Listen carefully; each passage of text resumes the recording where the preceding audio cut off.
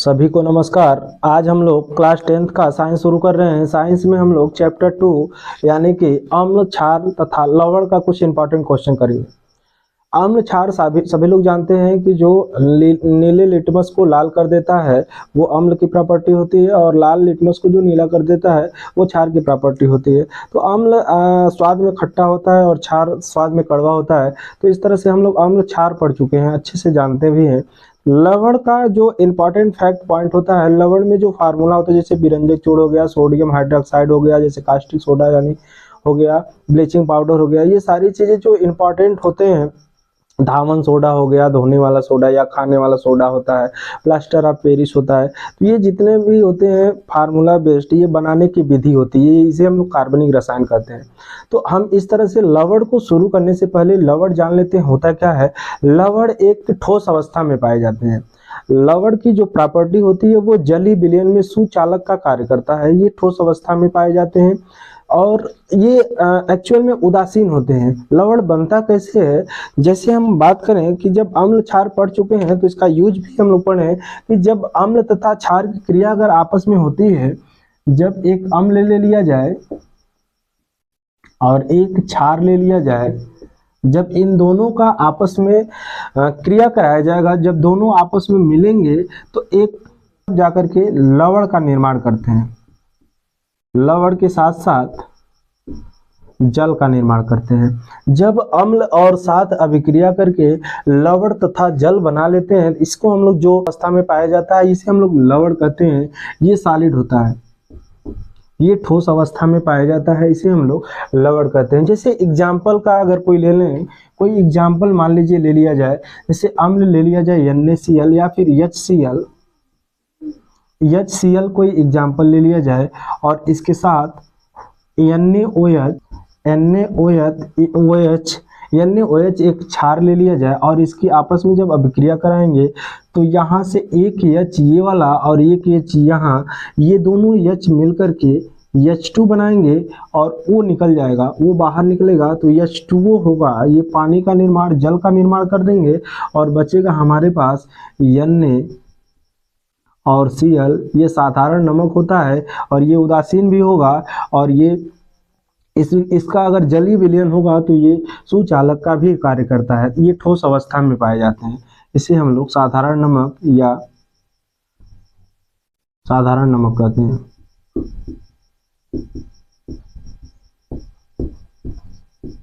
ये साधारण नमक होता है। तो इस तरह से हम लोग लवण पढ़ सकते हैं, लवण समझ सकते हैं। तो लवण का जो अनुप्रयोग है, जो कई सारे लवण के कई सारे प्रकार होते हैं। जो रसायनों से निर्माण होता है, लवण को कौन कौन से रसायन से निर्माण किया जाता है, ये सारी चीजें, जैसे मान लीजिए पहला हो गया NaOH। पहला निर्माण हम लोग कर सकते हैं NaOH का।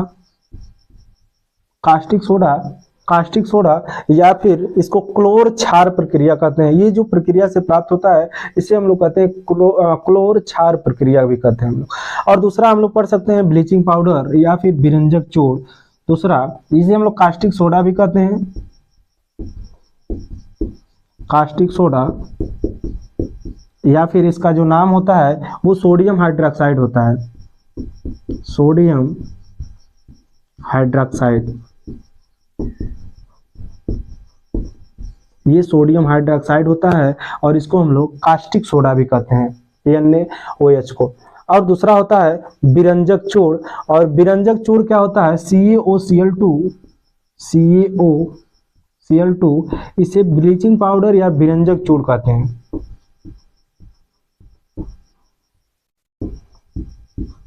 ये ब्लीचिंग पाउडर या बिरंजक चूर्ण होता है बेकिंग सोडा,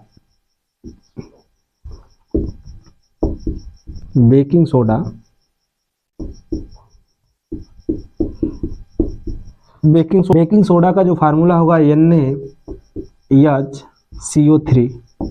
ये बेकिंग सोडा होगा। और चौथा हम लोग पढ़ सकते, चौथा धावन सोडा हम लोग पढ़ सकते हैं। धावन सोडा मतलब धोने वाला सोडा, और इसका फार्मूला होता है Na2CO3 इंटू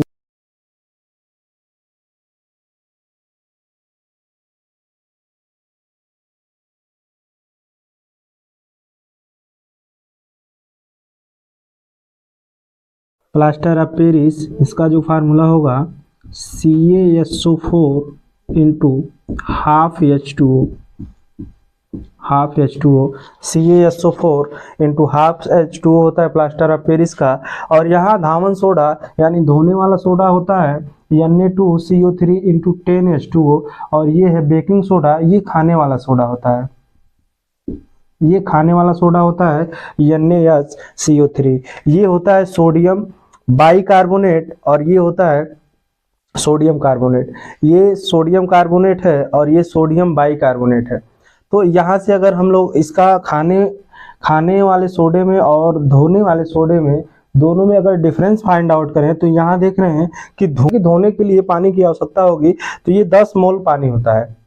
यहाँ इस तरह से 10H2O तब होगा जब धोने वाला सोडा यूज करेंगे हम लोग, और ये इसमें H2O नहीं है इसलिए ये खाने वाला सोडा होगा। तो ये इस तरह से डिफरेंस फाइंड आउट कर सकते हैं। तो ये पांचों को अलग अलग हम लोग फाइंड आउट करेंगे। हम लोग बनाने की विधि समझेंगे कि इस तरह से NaOH यानी कास्टिक सोडा या सोडियम हाइड्रोक्साइड किस तरह से बनाया जाता है इसे, और इसका उपयोग क्या है और इसका रिएक्शन क्या है। तो इसका रासायनिक गुण, भौतिक गुण हम लोग पढ़ेंगे, और इसका उपयोग क्या है और किस तरह से ये बनाया जाता है, किसके साथ क्या मिलाया जाता है, तब जाकर के ये कास्टिक सोडा का निर्माण होता है। तो बारी बारी एक एक करके पढ़ते हैं हम लोग, और ये क्वेश्चन इस तरह से पूछा जाएगा, इसे चाहे सोडियम हाइड्रोक्साइड या कास्टिक सोडा बनाने की विधि पूछेगा, या फिर ये विरंजक चूर्ण बनाने की विधि पूछ सकता है। तो इस तरह से हम लोग पांचों को बारी बारी से फाइंड आउट करते हैं। तो शुरू करते हैं, सबसे पहले हम लोग कास्टिक सोडा का निर्माण।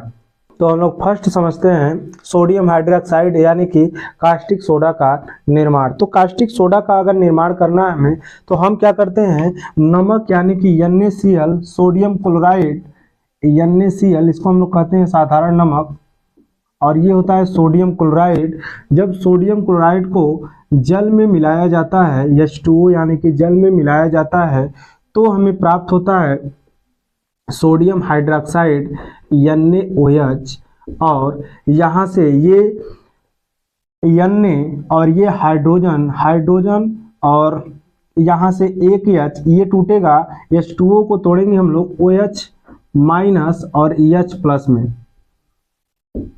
EH प्लस में टूटता है। तो यहाँ से ये OH और यहाँ इसको अगर तोड़ा जाएगा तो ये हो जाएगा Na प्लस, और ये Cl माइनस में। तो ये प्लस OH का और प्लस Na का और माइनस OH का, ये दोनों आपस में मिलेंगे तो NaOH का निर्माण करते हैं, जिसको हम लोग कहते हैं लवण या सोडियम हाइड्रोक्साइड।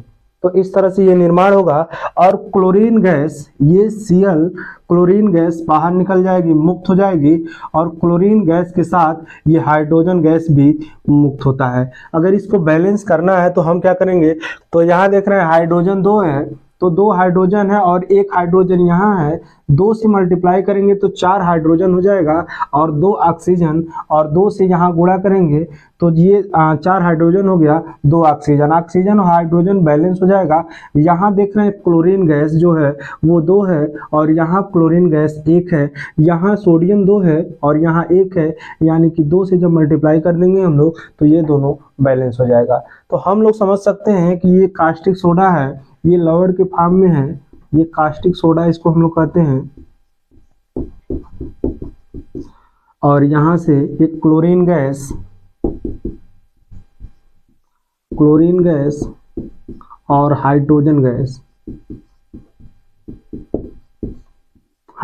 गैस मुक्त होता है। तो इस तरह से अगर इसका उपयोग जानना चाहें, सोडा का जो उपयोग है, इसका उपयोग हम लोग कागज बनाने में कर सकते हैं। ये कागज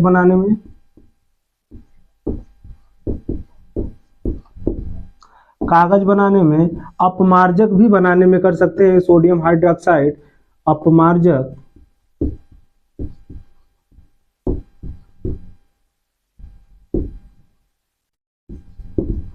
अपमार्जक बनाने में, और हम लोग कह सकते हैं ग्रीज हटाने में,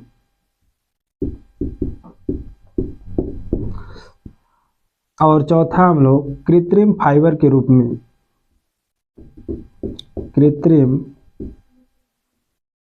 कृत्रिम फाइबर के रूप में, कृत्रिम फाइबर के रूप में। और क्लोरीन गैस का उपयोग हम लोग कर सकते हैं, क्लोरीन गैस का उपयोग जल की स्वच्छता के लिए।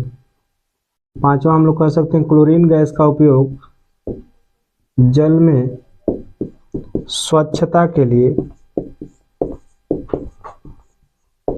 और हम लोग कर सकते हैं क्लोरीन गैस का उपयोग पॉलीविनाइल क्लोराइड पीवीसी के रूप में हम लोग उपयोग कर सकते हैं। और ये हाइड्रोजन गैस का उपयोग ईंधन बनाने में या ईंधन के रूप में, हाइड्रोजन गैस का उपयोग ईंधन के रूप में हम लोग कर सकते हैं। तो यहाँ से इस तरह से इसका निर्माण करने के लिए हम क्या करेंगे, नमक यानी कि सोडियम क्लोराइड को एक जलीय विलयन में रखेंगे, यानी कि सोडियम क्लोराइड को जल में मिलाया जाता है, घोला जाता है। तो यहाँ से एक अवक्षय लवण के रूप में प्राप्त होता है सोडियम कास्टिक सोडा या सोडियम हाइड्रोक्साइड, और यहाँ से मुक्त होती है क्लोरीन गैस और यहाँ हाइड्रोजन गैस मुक्त होती है। तो इन तीनों का अलग अलग उपयोग है। जैसे कास्टिक सोडा की बात करें, सोडियम हाइड्रोक्साइड की, तो इसे हम लोग कर सकते हैं साबुन या कागज बनाने में उपयोग किया जाता है, या अपमार्जक बनाने में, और हम लोग कर सकते हैं ग्रीज हटाने में, और कृत्रिम फाइबर के रूप में उपयोग किया जाता है। और यहाँ से हम लोग क्लोरीन गैस का उपयोग कर सकते हैं कि जल की स्वच्छता के लिए, और पॉलीविनाइल क्लोराइड यानी कि पीवीसी के लिए। और यहाँ ईंधन का उपयोग हम लोग कर सकते हैं, हाइड्रोजन गैस का ईंधन के रूप में उपयोग कर सकते हैं। तो इस तरह से हम लोग सोडियम, पहला था ये सोडियम हाइड्रोक्साइड बनाने का या निर्माण था सोडियम हाइड्रोक्साइड का NaOH का निर्माण, ये NaOH का निर्माण था। अगला हम लोग पढ़ते हैं विरंजक चूर्ण। दूसरा होगा हमारा ब्लीचिंग पाउडर यानी कि विरंजक चूर्ण। तो दूसरा हम लोग ब्लीचिंग पाउडर यानी विरंजक चूर्ण अगर हम लोग करना चाहें तो दूसरा होगा इस तरह से CaOCl2 का निर्माण। CaOCl2 को हम लोग, Cl2 ये कैल्शियम ऑक्सीक्लोराइड होता है, और इसे हम लोग विरंजक चूर्ण या ब्लीचिंग पाउडर कहते हैं। तो इस तरह से एक शुष्क बुझा हुआ चूना अगर ले लिया जाए, कैल्शियम CaOH होल ट्वाइस, ये हुआ शुष्क बुझा हुआ चूना, ये शुष्क बुझा हुआ चूना, चूने को हम लोग क्लोरीन गैस के साथ Cl2 क्लोरीन गैस के साथ क्रिया कराएंगे। तो यहाँ से H2O, ये 2H H2 है, तो H2O बाहर निकल जाएगा और बचेगा ये Cl2 आपस में क्रिया कर लेंगे और एक ऑक्सीजन CaOCl2 प्राप्त होगा ये लवण के फॉर्म में, और H2O बाहर हो जाएगा। इसे हम लोग कहते हैं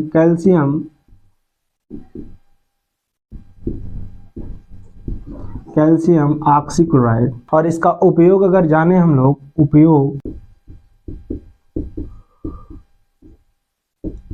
इसका उपयोग हम लोग समझ सकते हैं कि वस्त्र उद्योग में वह लिनेन के विरंजक के रूप में उपयोग कर सकते हैं हम लोग। और दूसरा कागज की फैक्ट्री में लकड़ी के मज्जा के रूप में हम लोग इसका उपयोग कर सकते हैं। और तीसरा है पीने के पानी में रोगाणुनाशक के रूप में। तो इस तरह से इसका उपयोग हम लोग कर सकते हैं। तो यहाँ से समझ सकते हैं कि कैल्शियम, ये CaOH होल ट्वाइस का ये शुष्क बुझा हुआ चूना, ये शुष्क बुझा हुआ चूना का अभिक्रिया क्लोरीन गैस के साथ जैसे ही कराएंगे, ये कैल्शियम ऑक्सीक्लोराइड यानी कि CaOCl2 प्राप्त होता है, और साथ ही साथ जल बाहर निकलता है। तो इस तरह से हम लोग इसका रिएक्शन समझ सकते हैं। अगर बैलेंस नहीं होगा तो बैलेंस भी कर सकते हैं, लेकिन यहाँ देख रहे हैं हम लोग बैलेंस है, रिएक्शन बैलेंस है, तो बैलेंस करने की यहाँ आवश्यकता नहीं है। तो इस तरह से अगर हम लोग तीसरा पढ़े बेकिंग सोडा या खाने वाला सोडा, तो आगे हम लोग कंटिन्यू करते हैं।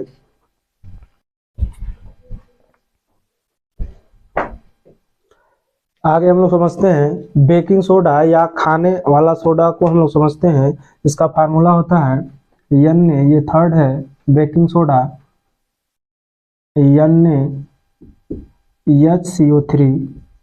Sodium bicarbonate. अब इसका निर्माण पढ़े हम लोग,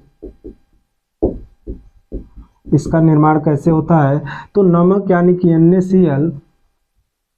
NaCl को हम लोग कार्बन डाइऑक्साइड तथा H2O, कार्बन डाइऑक्साइड की उपस्थिति में H2O के साथ तथा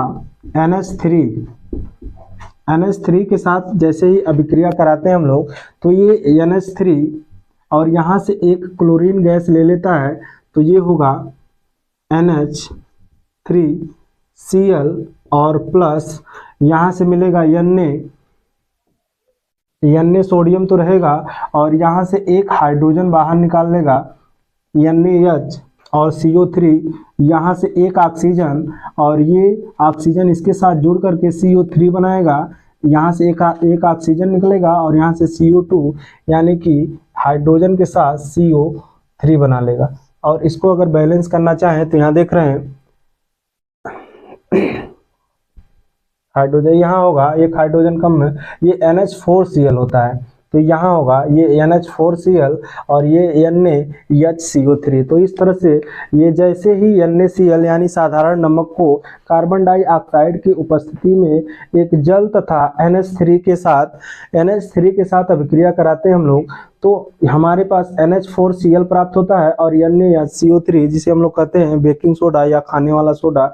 तो बेकिंग सोडा और खाना पकाते समय हम क्या करते हैं, जैसे ही खाना उसका उपयोग करेंगे तो खाना पकाते समय ये सोडा होगा बेकिंग सोडा और खाना पकाते समय क्या होता है, खाना पकाएंगे तो ये जो सोडा होगा NaHCO3 इसको गर्म करते हैं, खाना पकाते समय गर्म करते हैं जैसे ही तो ये टूट जाएगा Na2CO3। ये सोडियम कार्बोनेट में टूटता है और इसके साथ एक जली विलयन में कार्बन डाइऑक्साइड गैस मुक्त करता है। तो इस तरह से ये जो NaCO3 है ये टूट जाता है। सोडियम कब ये टूटता है, खाना पकाते समय। ये अभिक्रिया कब होती है, ये खाना पकाते समय होता है। खाना पकाते समय सोडियम कार्बोनेट में टूट जाता है और इसके साथ साथ जल तथा कार्बन डाइऑक्साइड मुक्त होता है। 2 और ये 2 टाइम्स है तो यहाँ अगर सोडियम 2 है तो यहाँ सोडियम 2 ले लें, 2 मोल सोडियम 2 हो गया और हाइड्रोजन 2 है तो हाइड्रोजन 2, ऑक्सीजन 6 है तो ऑक्सीजन 1 और 3 2 5 1 6 यानी कि ये बैलेंस होगा। तो अगर इसका उपयोग जानना चाहें हम लोग, अगर इसका उपयोग लिखें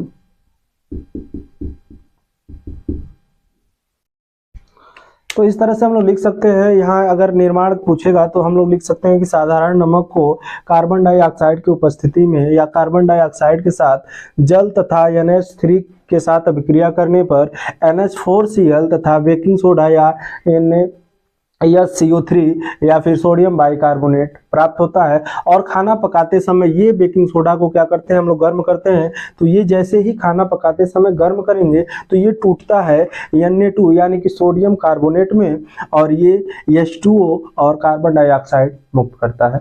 तो इस तरह से हम लोग समझ सकते हैं। और इसका अगर उपयोग लिखें हम लोग तो ये फर्स्ट उपयोग होगा। अब इसका उपयोग हम लोग समझ सकते हैं कि ये उपयोग जो एसिड बनाने में और सोडा अम्ल अग्निशामक के रूप में एंटासिड बनाने में और सोडा अम्ल अग्निशामक के रूप में, और थर्ड होगा बेकिंग पाउडर बनाने में। तो इस तरह से इसका उपयोग हम लोग लिख सकते हैं। तो आगे हम लोग थर्ड था। फोर्थ निर्माण अगर हम लोग पढ़ें तो ये सोडियम बाइकार्बोनेट। अब हम लोग सोडियम कार्बोनेट का निर्माण पढ़ते हैं। तो अगला होगा हमारा सोडियम कार्बोनेट का निर्माण, यानी ये फोर्थ पॉइंट जो होगा ये फोर्थ होगा सोडियम कार्बोनेट यानी कि Na2CO3 इंटू 10H2O का निर्माण, 10H2O का निर्माण। तो ये फोर्थ पढ़े हम लोग।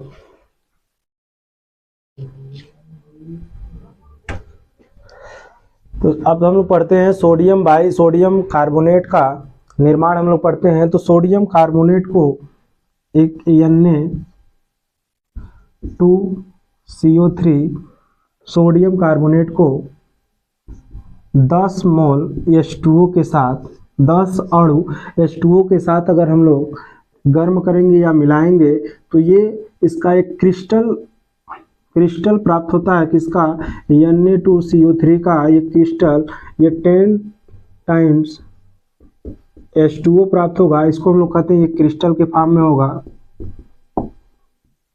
सोडियम बाइकार्बोनेट का एक क्रिस्टल प्राप्त होता है। और ये क्रिस्टल का अगर उपयोग हम लोग पढ़ना चाहें तो इसका उपयोग जो होगा वो कांच या कागज बनाने में उपयोग पढ़ सकते हैं हम लोग। कांच,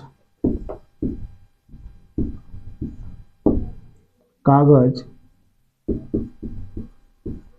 या एवं साबुन के उद्योग में, साबुन के उद्योग में और सेकेंड हटाने में। तो इस तरह से हम लोग इसका उपयोग पढ़ सकते हैं कि कांच, कागज एवं साबुन के उद्योग में और सेकेंड बोरेक्स जैसे सोडियम यौगिक के उत्पादन में हम लोग इसका किसका क्रिस्टल का, सोडियम कार्बोनेट के क्रिस्टल का उपयोग हम लोग कर सकते हैं। और ये घरों की साफ सफाई में भी इसका उपयोग किया जाता है। और जल की जो अस्थाई कठोरता होता है उसे दूर करने में सोडियम कार्बोनेट का उपयोग किया जाता है। तो आगे हम लोग लास्ट पढ़ते हैं प्लास्टर ऑफ पेरिस पीओपी, जिसे हम लोग अगला पढ़ते हैं पांचवा प्लास्टर ऑफ पेरिस का निर्माण। जो फिफ्थ पॉइंट है ये plaster of Paris, plaster of Paris POP, और इसका जो फार्मूला होगा CaSO4 इंटू हाफ H2O। इसका निर्माण हम लोग पढ़ते हैं, तब तक इसको हम लोग रफ कर देते हैं।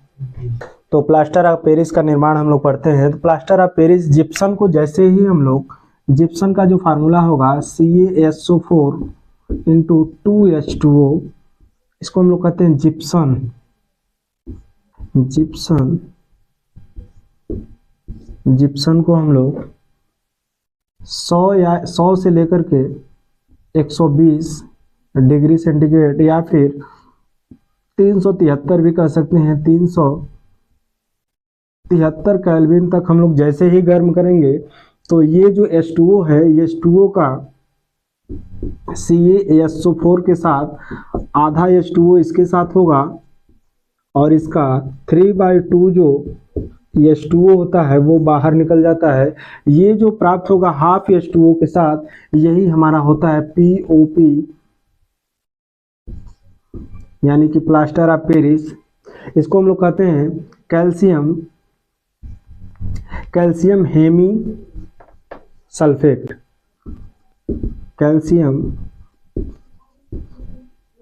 Calcium hemi sulphate. और ये होता है कैल्शियम डाइसल्फेट।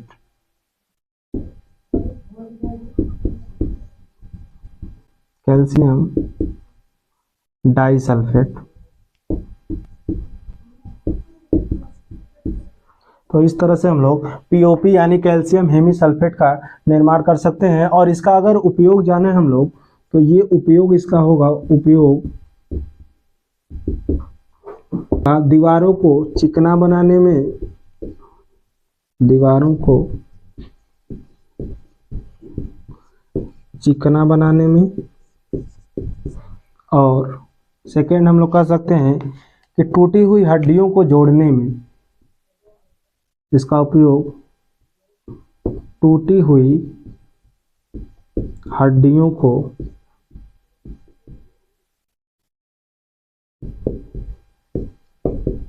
जोड़ने में। और थर्ड जो होगा खिलौने बनाने में, खिलौने बनाने में।